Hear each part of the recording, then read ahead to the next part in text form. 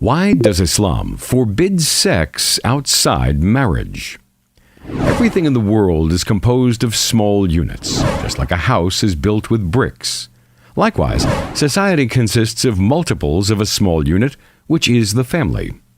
Despite its dislike of divorce, Islam permits it as a necessary remedy when things go wrong.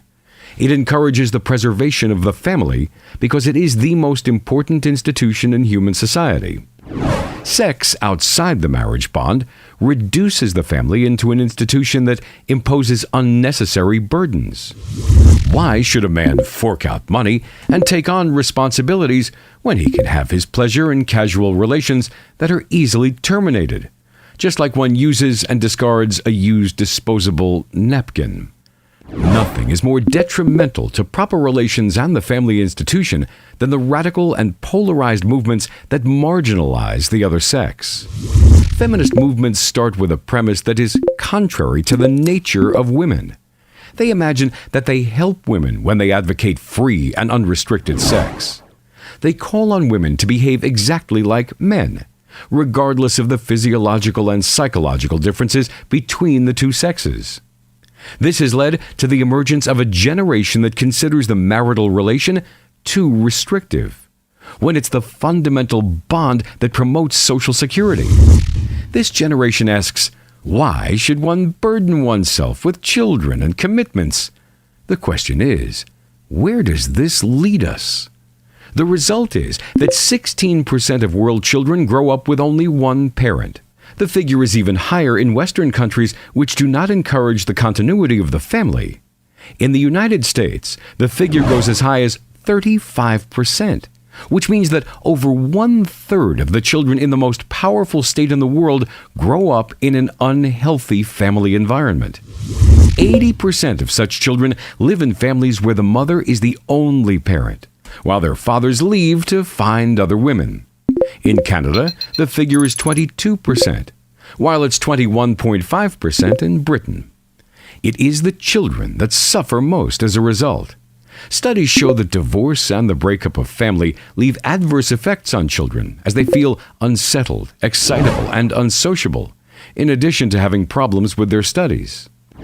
Islam describes marriage in intimate terms, as in the Quranic verse that says, وَمِنْ آيَاتِهِ أَنْ خَلَقَ لَكُم مِّنْ أَنفُسِكُمْ أَزْوَاجًا لِتَسْكُنُوا إِلَيْهَا وَجَعَلَ بَيْنَكُم مَّوَدَّةً وَرَحْمَةً إِنَّ فِي ذَلِكَ لَآيَاتٍ لِقَوْمٍ يَتَفَكَّرُونَ.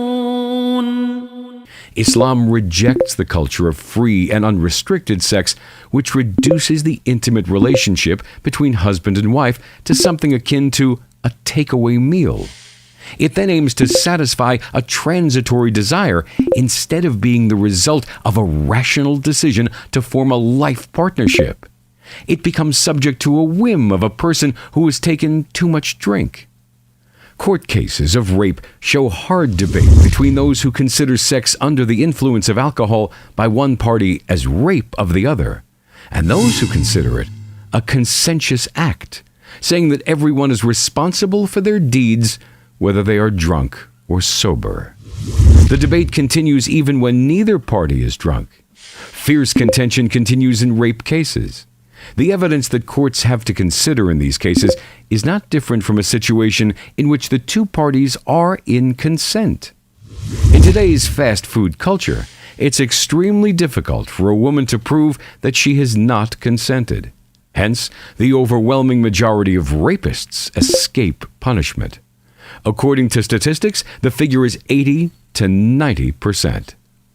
To protect society from all these problems, Islam establishes clear boundaries, forbidding all sex outside the marriage bond. The Quran accurately describes the consequences of free sex. وَلَا تَقْرَبُوا الزِّنَا إِنَّهُ كَانَ فَاحِشَةً وَسَاءَ سَبِيلًا. Marriage is the only sound relationship between man and woman. In all situations where men and women are together, as in the workplace or other social contacts, Islam requires women to wear the hijab. It thus elevates the woman from being a sex object. ومن آياته أن خلق لكم من أنفسكم أزواجا لتسكنوا